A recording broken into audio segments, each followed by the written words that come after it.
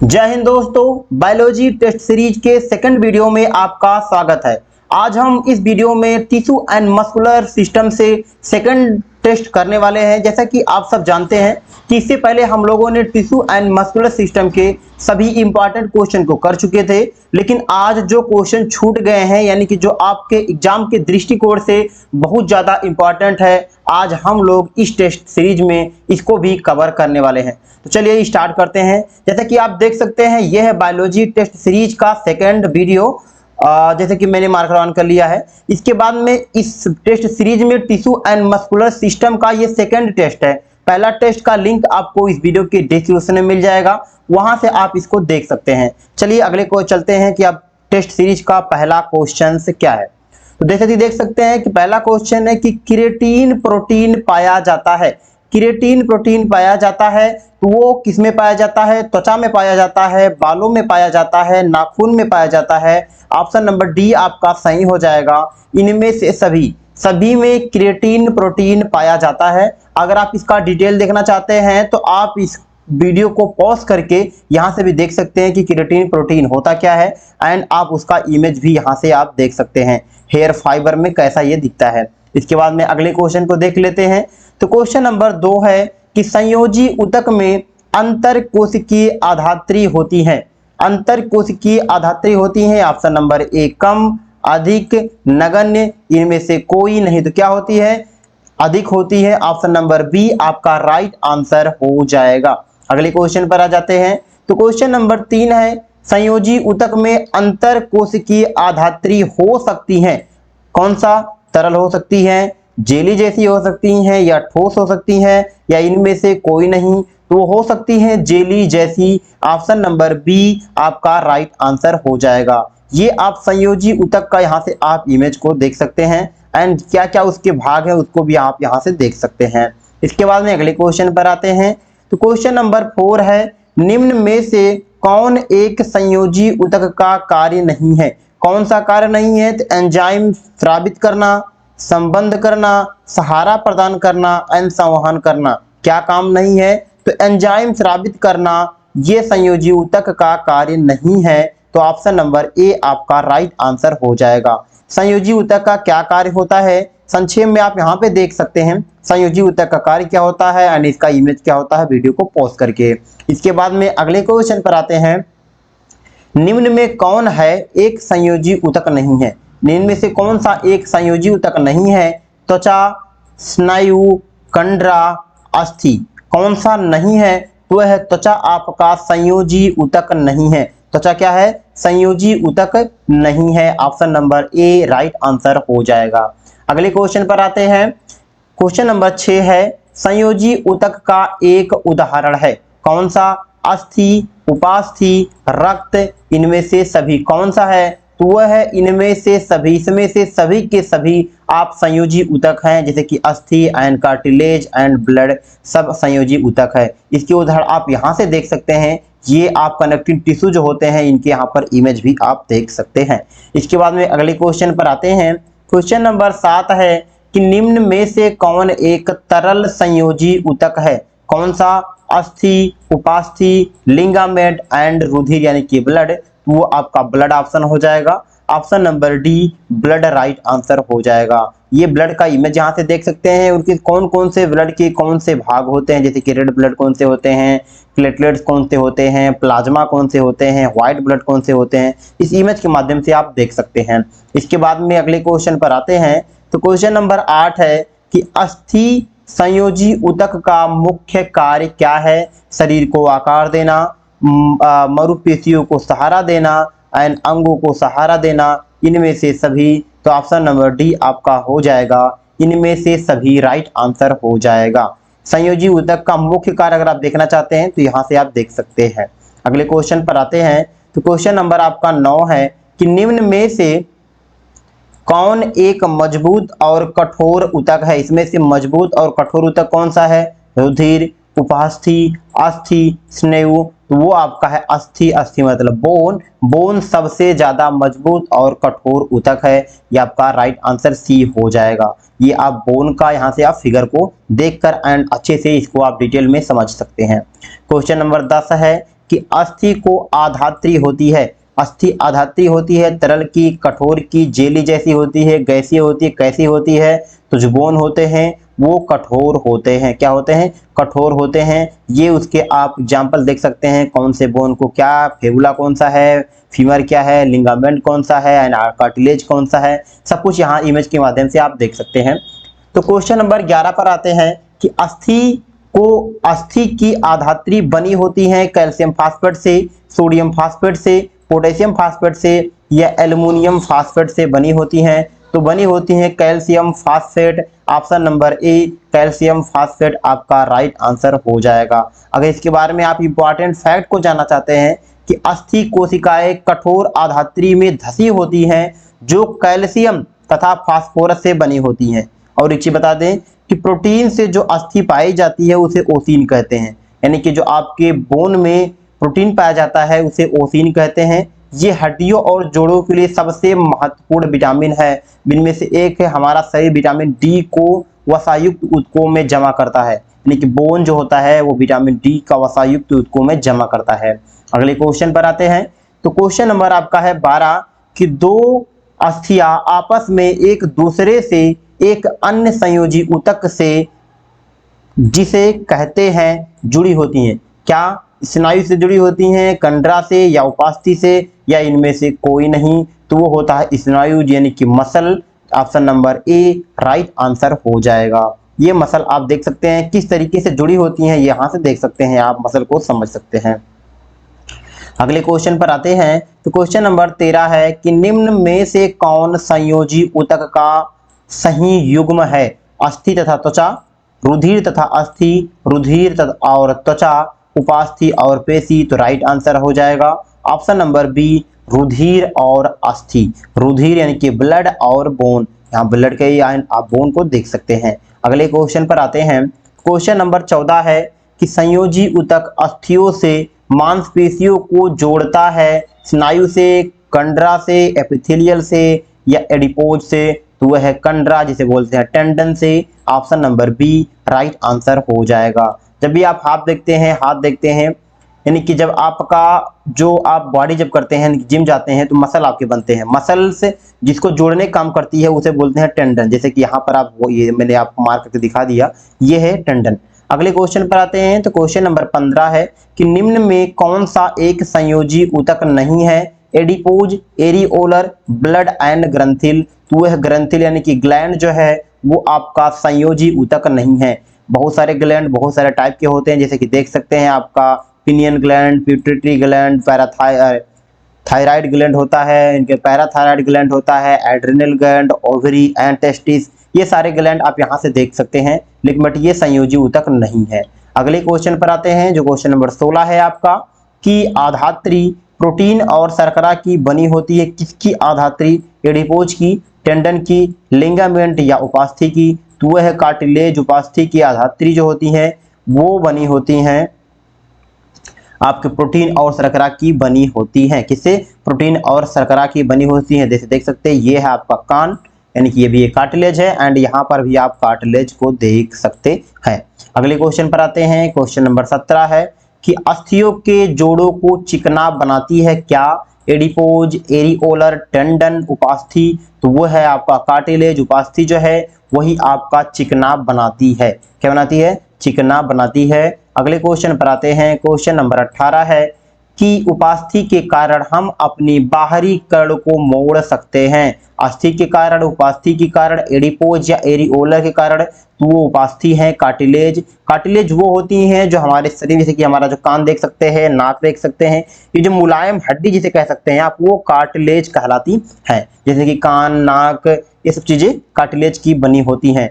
आपके घुटने में भी कार्टिलेज लगा होता है ताकि वो अच्छे से चिकना होता है एंड मोड़ सकता है। अगले क्वेश्चन पर आते हैं। तो क्वेश्चन नंबर 19 है कि कार्टिलेज उपस्थित होती है कहाँ पर? कान में उपस्थित होती हैं, नाक में, कंठ में, इनमें से सभी। तो रियल बात है, आपका सभी में होती है उपस्थित। आपका जैसे कि मैंने पहले बताया कि कार्टिलेज वो कान में होती हैं एंड आपके यहाँ पर नाक में भी होती हैं, कान, नाक एंड कंठ में भी आपका कार्टिलेज लगा होता है। जैसे कि इमेज के माध्यम से यहाँ देख सकते हैं, ये कार्टिलेज आपको यहाँ पर दिख रहा है, यहाँ पर देख सकते हैं ये नाक का कार्टिलेज है, गले का कार्टिलेज है यहाँ से देख सकते हैं एंड पूरा कान तो आप यहाँ से कार्टिलेज को देख ही सकते हैं।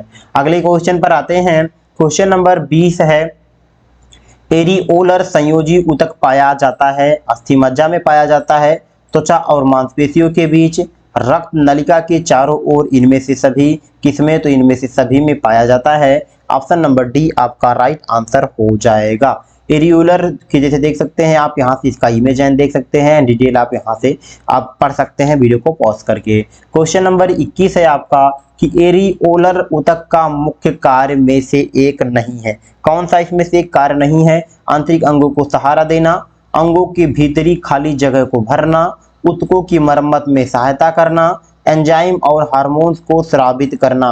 तो वो आपका एंजाइम और हार्मोन्स को स्रावित करना ये एरिओलर का ऊतक का जो है उसका मुख्य कार्य नहीं है। अगले क्वेश्चन पर आते हैं। क्वेश्चन नंबर 22 है कि संयोजी ऊतक जो वसा को संचित करता है, कौन सा है वो? एरिओलर, एडिपोज, उपास्थि, ब्लड। तो वो है आपका adipose. Option number B adipose आपका राइट आंसर हो जाएगा। एडिपोज टिश्यू का आप इमेज यहाँ से देख सकते हैं। अगले क्वेश्चन पर आते हैं। तो क्वेश्चन नंबर आपका है 23 कि ऊतक की कोशिकाएं वस की बूंदों में भरी होती हैं। यहाँ वस लिखा गया, वसा की बूंदों में भरी होती हैं। क्या स्तरीय सल्की एपिथेलियम, एरिओलर, एडिपोज, अस्थि? तो आपका राइट आंसर हो जाएगा एडिपोज। यहाँ पर जो वस लिखा गया यहाँ पर वसा कर लीजिएगा।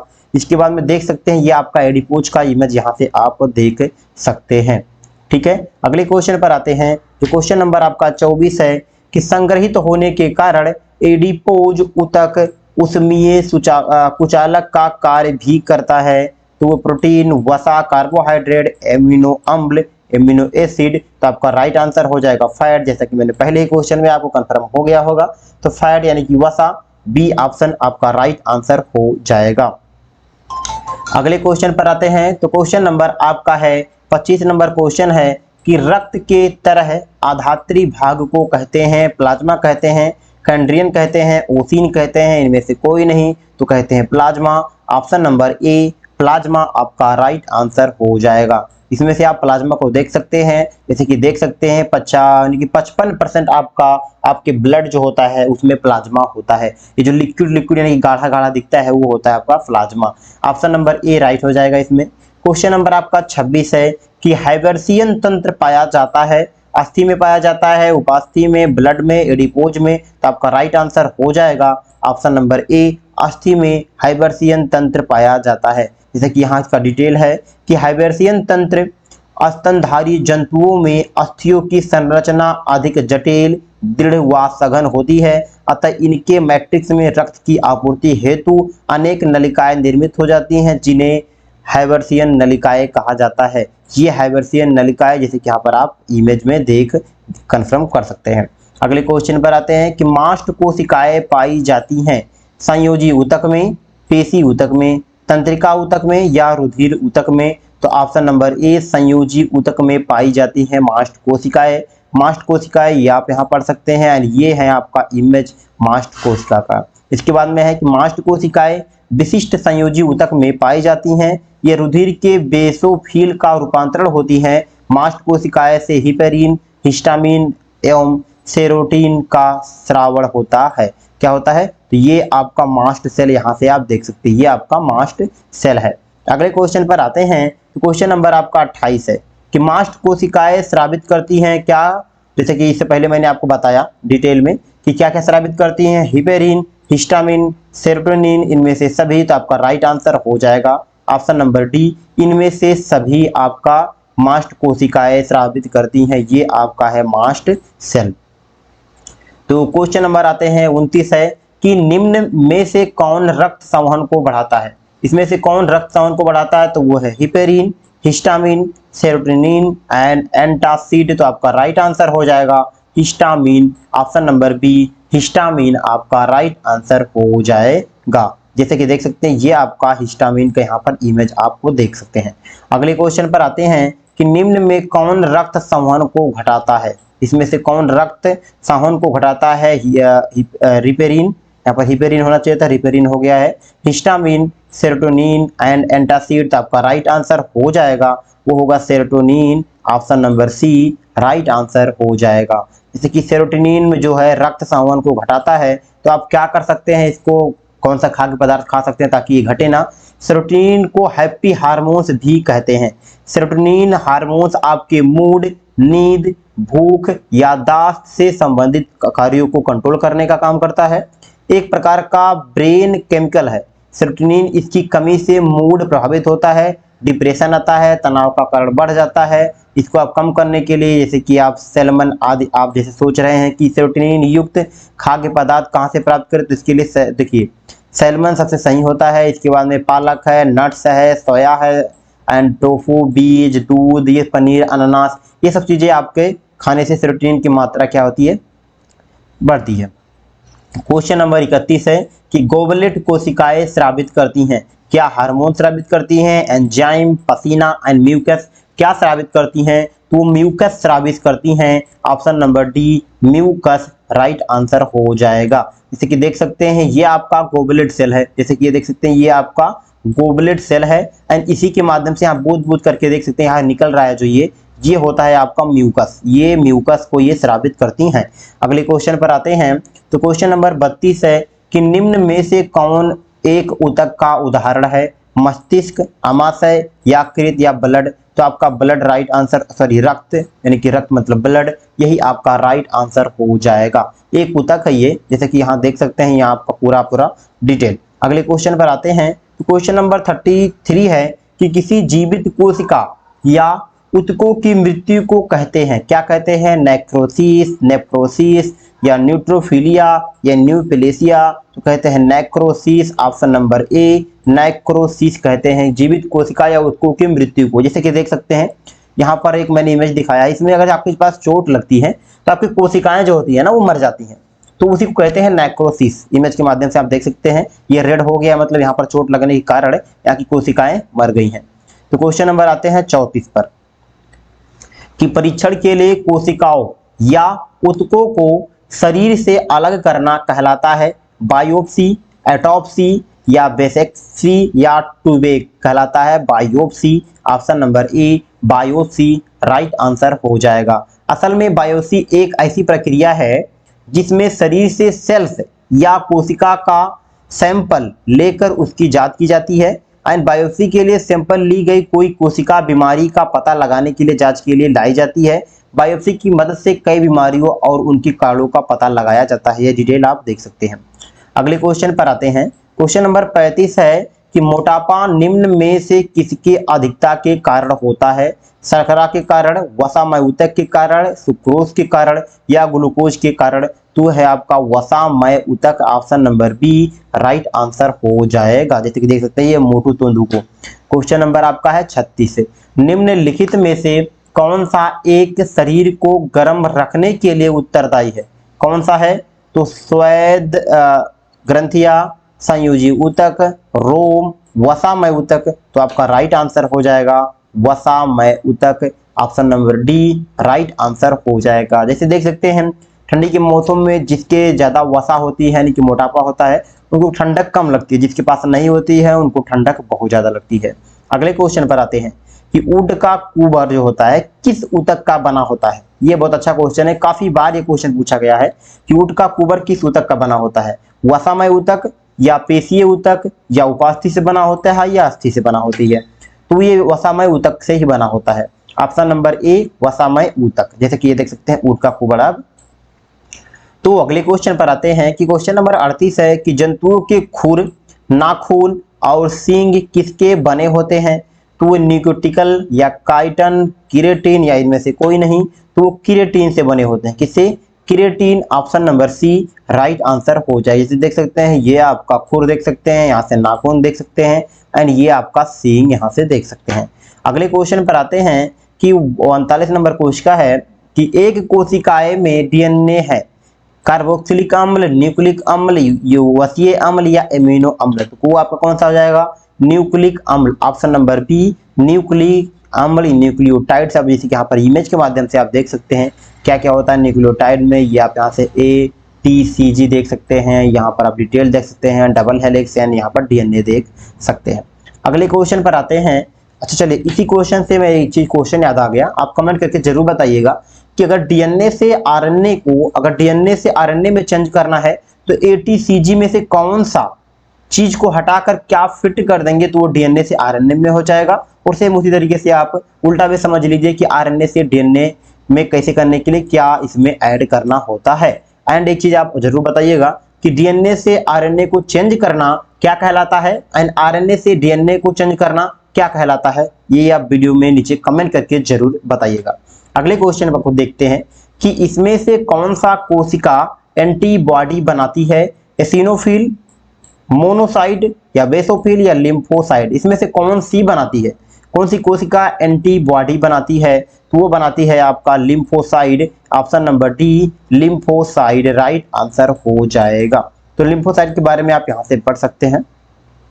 ये एक प्रतिरक्षा कोशिका होती है जिसमें आप यहाँ देख सकते हैं लिम्फोसाइड, आपका option number D right answer हो जाएगा। इसके बाद में अगले क्वेश्चन देखिए, इससे टेस्ट सीरीज में 40 क्वेश्चन को हम लोगों ने लिया क्योंकि ज्यादा क्वेश्चन लेने से आपका जैसे कि टाइम ज्यादा होगा तो उससे आपको थोड़ा सा अच्छा नहीं लगता कि ज्यादा क्वेश्चन है, टाइम पर नहीं हो रहा है।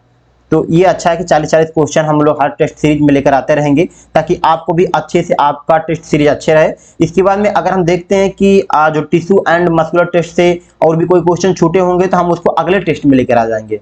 तो इस वीडियो के डिस्क्रिप्शन में मैंने एक प्लेलिस्ट को क्रिएट कर दिया है, प्लेलिस्ट का लिंक वीडियो के डिस्क्रिप्शन में है, वहां पर जाइए। वहां पर आपको जो बायोलॉजी टेस्ट सीरीज की जितने सारे वीडियो हैं 1, 2, 3 जितने भी सारे वीडियो हैं या आते रहेंगे वो आपको उसी प्लेलिस्ट में मिल जाएंगे ताकि आपका हर एक टॉपिक, बायोलॉजी का हर एक टॉपिक आप अच्छे से समझ में आ जाए एंड अच्छे से आप उसको कवर कर लें। कोई भी क्वेश्चन आपसे छूटने ना पाए जो आपके एग्जाम के दृष्टिकोण से बहुत ज्यादा इंपॉर्टेंट है। आप उसके लिए एक चीज मैं आपके लिए और लेकर आया हूं, वो आपके बहुत इंपॉर्टेंट होगा आपके लिए। जैसे कि देख सकते हैं यहाँ पर मैंने इंपॉर्टेंट नोटिस भी इस चीज के लिए लिखा है कि अगर आप किसी भी सब्जेक्ट, चाहे वो वन लाइनर हो, तो जैसे कि मैंने इसमें इंपॉर्टेंट नोटिस आपके लिए लिखा है, जैसे कि मैंने आपको बता दूं इसमें कि अगर आप किसी भी सब्जेक्ट, चाहे वो वन लाइनर हो या क्यूज हो या टेस्ट हो, अगर आप उसको अटेंड करना चाहते हैं हर एक सब्जेक्ट का, जरूरी नहीं कि केवल बायोलॉजी, हिस्ट्री, यानी कि आप आपके एग्जाम का जो भी सब्जेक्ट है, जो भी सिलेबस है, उसके अकॉर्डिंग के अनुसार अगर आप टेस्ट सीरीज को आप टेस्ट देना चाहते हैं, अपना टेस्ट को भी देखना चाहते हैं, तो ये आपके लिए वेबसाइट मैंने नीचे दे दिया है techssare.co.in। इस वेबसाइट पे जाइए, आपको वन लाइनर भी मिल जाएंगे एंड क्विज भी मिल जाएंगे। यहाँ से आप अपना टेस्ट को बहुत अच्छे से कर पाएंगे क्योंकि आप पर डे पढ़ते हैं तो आपको जरूरी है कि हर दिन आपको पर डे टेस्ट लगाना चाहिए ताकि आपका अच्छे से और हो। अब इसकी चीज के लिए मैंने एक चीज और आपके लिए लेकर आया हूँ, वो है वेरी इंपॉर्टेंट नोटिस आपके लिए मैंने लिखा है। तो ये इंपॉर्टेंट नोटिस क्या है कि इसमें जैसे कि आप करंट अफेयर की तैयारी करते हैं तो करंट अफेयर में आपको पढ़ना होता है कि देश विदेश में क्या घटनाएं चल रही हैं, या इंटरनेशनल न्यूज क्या है, अतीत की घटनाएं क्या है, या प्रेजेंट में जो चल रही हैं, या शेयर मार्केट से रिलेटेड जो भी आपको दिक्कत आ रही है, या तो आपको शेयर मार्केट में इन्वेस्ट करना है तो कंप्लीट एनालिसिस आपको इस वेबसाइट पे मिल जाएंगे। कंप्लीट एनालिसिस जैसे कि देख सकते हैं इंटरनेशनल शेयर मार्केट, अतीत की घटनाएं एंड वेब स्टोरीज, सब चीजें आपको इस वेबसाइट पे मिल जाएंगे। www.techssra.in पे जाएंगे, आपको पूरा डिटेल के साथ आपको यहाँ पर रियल न्यूज एनालिसिस मिलेंगे। अगर आपको ये पसंद आया है, अगर आपको ये वीडियो पसंद आया है तो वीडियो को एक लाइक कर दीजिए, चैनल को सब्सक्राइब कर लीजिए, बेल आइकन को जरूर दबा लीजिए ताकि जैसे ही मैं कोई टेस्ट सीरीज, अगला टेस्ट सीरीज लेकर आऊँ, अगला टेस्ट वीडियो लेकर आऊँ तो आपके सबसे पहले नोटिफिकेशन पहुँच जाए। चलिए मिलते हैं किसी अन्य वीडियो में।